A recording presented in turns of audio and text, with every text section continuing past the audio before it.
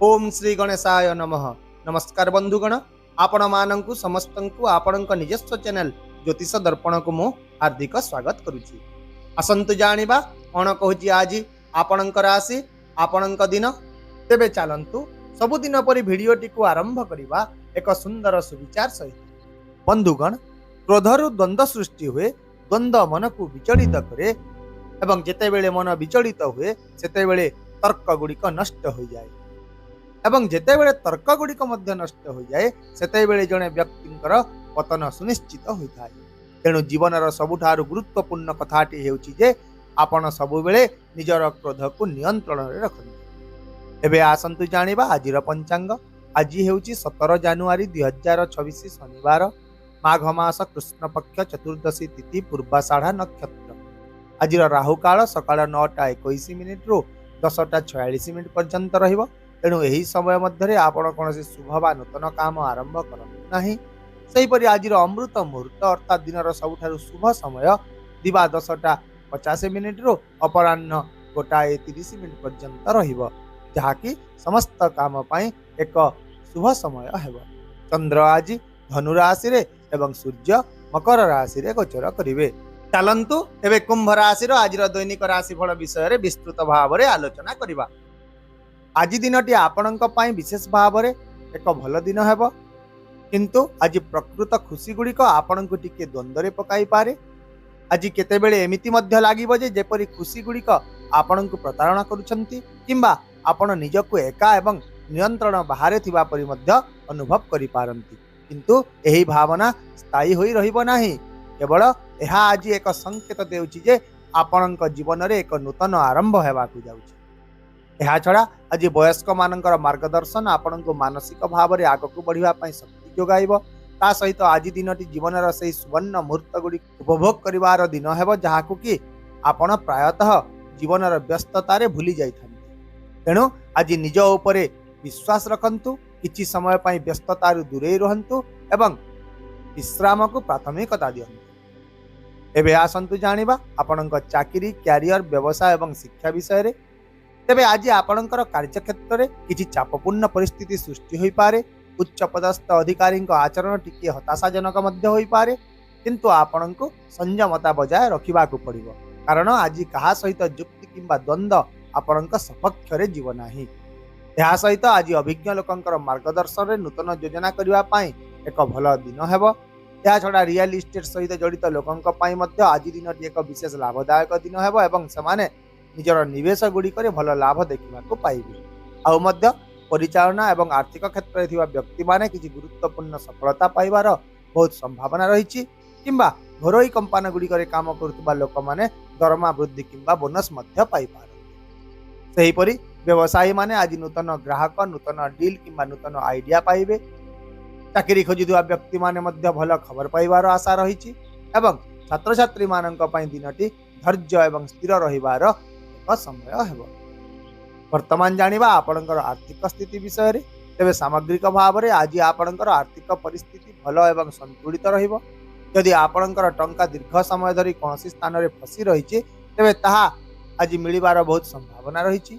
एहा सहित आर्थिक लाभ मध्य देखा देई पारे, तथापि घरोई आवश्यकता, जानवाहन समस्या किंबा इलेक्ट्रोनिक्स उपकरण त्रुटि जगो किछि अप्रत्याशित खर्च मध्य देखा देई पारे, किंतु आपण निजर उपस्थित बुद्धि लगाई निजर आर्थिक संतुलन को संतुलित करि पारिबे। एहा छड़ा किछि सरकारी योजना किंबा आईनगत लाभ मध्य मिलिबो, किंतु चिंता न करी आज आपण कोनोसी निवेश करंतु नाही। एबे जानिबा आपणक स्वास्थ्य विषय रे। तेबे स्वास्थ्य दृष्टिकोण रु आज आपण टिके सतर्क रहंतु, कारण आज आपण पित्त, चतुर्थ, मुंडबिंधा, ठंडा किंबा शक्ति अभाव समस्या अनुभव करि पारंती। पुराना जंत्रणा गुड़िक मध्य पुणी थे देखा दे पारे। तेणु आज संतुलित खाद्य बजाय रखंतु एवं छणा खाद्य को सीमित करंतु।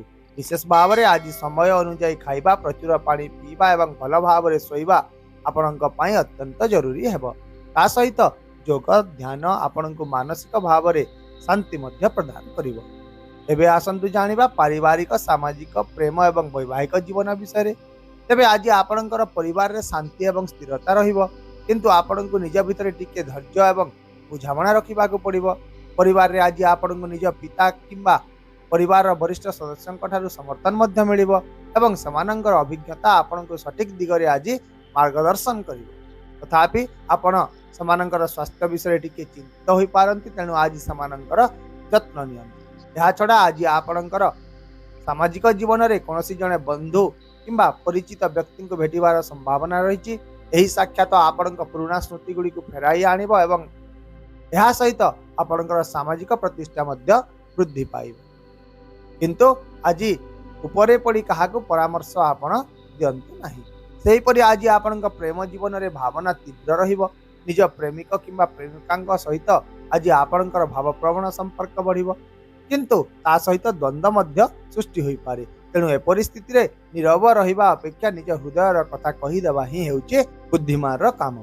आउ मध्य जो माने अविवाहित अछंती सेमानक जीवन रे आज कोनोसी जने विशेष व्यक्ति प्रवेश करिवार संकेत रहिछि एवं एही संपर्क धीरे धीरे आगकु मध्य बढ़िबो। एहा छडा जदि आपण विवाहित अछंती तेबे आज दाम्पत्य जीवन रे जीवन साथी सहित प्रेम एवं स्नेह रहिबो, किंतु छोट छोट कोनोसी कथा को नहीं मतभेद मध्य देखा देवार संभावना रही। तेणु मन रखंतु जे सबु बेले सबु समय रे सबु किछि रे ठीक रहिबा आवश्यक नुहे। केतेक समय रे संपर्क को बंचाइबा पई हार मानिबा मध्य हेउची सबुठारु बुद्धिमान कार्य। एही परि सामग्रिक भाव रे आज दिनटी आपनको निज संपर्क गुडी करे संतुलन बुझामणा एवं परिपक्वता सिखाई। एबे आसंतु आजिर किछि सतर्कता विषय रे आलोचना करिबा। तेबे आज आपण जेकोसी विवाद आईनगत मामला किंबा अनावश्यक जुक्ति गुड़ी दूरे ही रहंतु। यह छड़ा आज आपणकर कौनसी जड़े निकटतर नकारात्मक गुजब प्रचार करि पारंती, तेणु सतर्क रहंतु। यात्रा करिबा समय मध्य सतर्क रहंतु एवं विशेष भाव में आज समस्त सहित आपण निजर योजना एवं कार्य गुड़ी को शेयर करंतु नहीं। ताहेले आपणक पई आजिर विशेष प्रतिकार हेउची आज आपण गरीब लोकंकु दान करंतु, फला जिनिस दान करंतु एवं पिपल गछ मूल रे जल अर्पण करंतु, जहा द्वारा आज आपणक मन रे स्थिरता रहिबो, आपणकर आर्थिक स्थिति सुदृढ़ हेबो एवं आपणक काम रे थिबा बाधा गुडी को मध्य दूर होई जी। आशा करूची भिडियोटी को आपण सकारात्मक चिंताधारा सहित ग्रहण करिवे एवं आपणकर दिन को आहुरी सुंदर करिवे। यदि आपणको आमर एही भिडियोटी पसंद आसिला तेबे दया करी भिडियोटी को हाइप करंतु, शेयर करंतु एवं आपणकर मूल्यवान मतामत कमेंट बॉक्स रे निश्चित भाव रे जणांतु। ता सहित आम चैनल को सब्सक्राइब करबा को मध्य भूलंतु नहीं, कारण प्रत्येक दिन आमे आपणक पई आनी थाउ सठिक सहज एवं निर्भर योग्य राशिफल। तेबे आसंता काली पुणी देखा हेबा आउ एक नूतन राशिफल भिडियो सहित। से पर्यंत विदाय दियंतु। नमस्कार, जय जगन्नाथ।